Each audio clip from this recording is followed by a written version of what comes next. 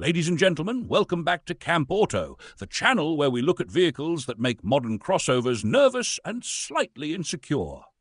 Today's hero is not fast, not light, and absolutely not aerodynamic, but it has something far more powerful: confidence. The 1967 Chevrolet P20 Flxible Motorhome is the kind of machine that doesn't rush anywhere because it already brought the house with it. This is not a vehicle you drive. It is a lifestyle you accidentally block traffic with. Before we dive deep into rivets, leaf springs, and the sort of engineering decisions that make modern politicians look decisive, do me a favor and subscribe to the channel.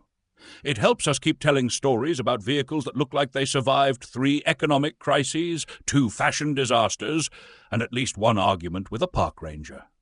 The story of the 1967 Chevrolet P20 Flxible Motorhome begins in the United States, in the middle of the 1960s, when America was discovering that freedom meant not only going somewhere, but staying there comfortably.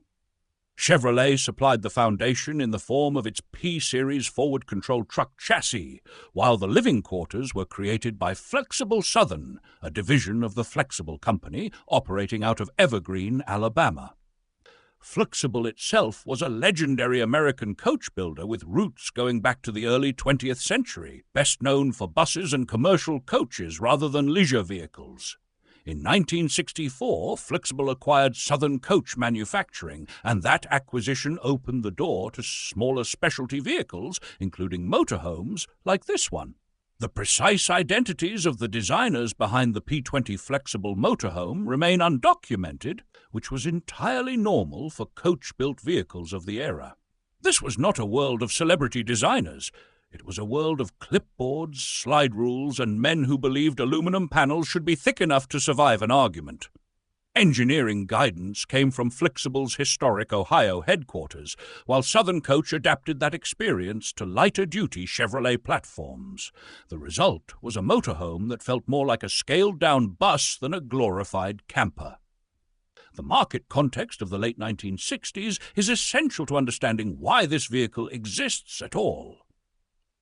Purpose-built recreational vehicles were still a developing idea. Companies like Winnebago were only beginning to standardize production, while many buyers still relied on custom or semi-custom conversions.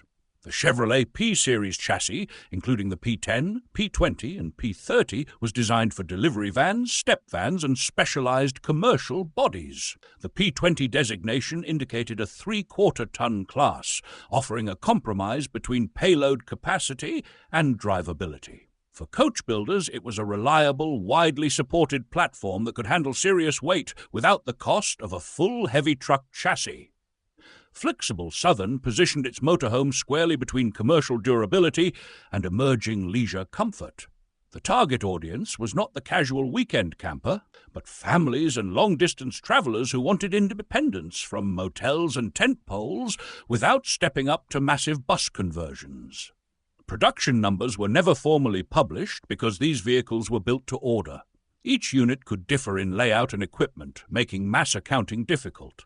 What is clear is that production volumes were very low compared to mainstream RV manufacturers, and survival rates today are correspondingly tiny. Most estimates suggest only a few dozen examples from this era remain in any condition, with far fewer still roadworthy. At the mechanical heart of the 1967 Chevrolet P20 Flxible Motorhome was the Chevrolet P20 chassis itself, chosen for its simplicity and proven reliability.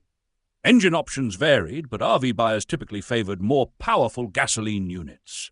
Chevrolet's 250 cubic inch inline-6, displacing about 4.1 litres, was common in commercial service, while many motorhomes were specified with the 283 cubic inch V8, roughly 4.6 litres, producing around 175 horsepower. These engines were mounted longitudinally at the front in a forward control layout, paired with either manual or automatic transmissions. Power delivery was unremarkable by modern standards, but predictable and easy to service almost anywhere in America. Supporting the coachwork was a traditional ladder-type steel frame with reinforced cross members. Flxible installers modified the chassis only as necessary to accommodate holding tanks, cabinetry, and interior systems. Suspension consisted of leaf springs at both ends, while braking was handled by hydraulic drum brakes on all four wheels, entirely typical for trucks of the period. Steering was via a recirculating ball system, heavy but durable. Original wheels were heavy-duty steel units, often with six-lug patterns designed to carry serious weight. The coach body itself was constructed from aluminum exterior panels mounted over a wooden subframe, insulated and finished inside to create a self-contained living space. Layouts varied, but most included a dining area, galley, sleeping accommodations, and compact sanitation facilities. Electrical, plumbing, and heating systems were installed to customer specification, meaning no two interiors were exactly alike. Overall length typically ranged from about 22 to 28 feet, or roughly 6.7 to 8.5 meters, depending on configuration. Weight was substantial, often pushing the limits of the P20's original ratings, which is why many owners later reinforced suspension components. On the road, expectations needed to be realistic. Top speeds generally hovered around 55 to 60 miles per hour, or approximately 89 to 97 kilometers per hour. Fuel consumption ranged from about 6 to 10 miles per gallon, reflecting both mass and aerodynamics that could politely be described as optimistic. Cooling systems were known weak points on long climbs, and many owners upgraded radiators and airflow over time. Yet this was entirely normal for motorhomes of the era, and part of their character. Flxible's bus-building heritage was evident everywhere, from the rugged construction to the restrained, utilitarian styling. This was not a flashy motorhome. It was a working piece of rolling architecture, designed to endure rather than impress. And yes, my friend Timmy once looked at a similar vintage RV and confidently announced he could totally fix that carburetor in an afternoon, which is exactly how you end up camping permanently in someone's driveway.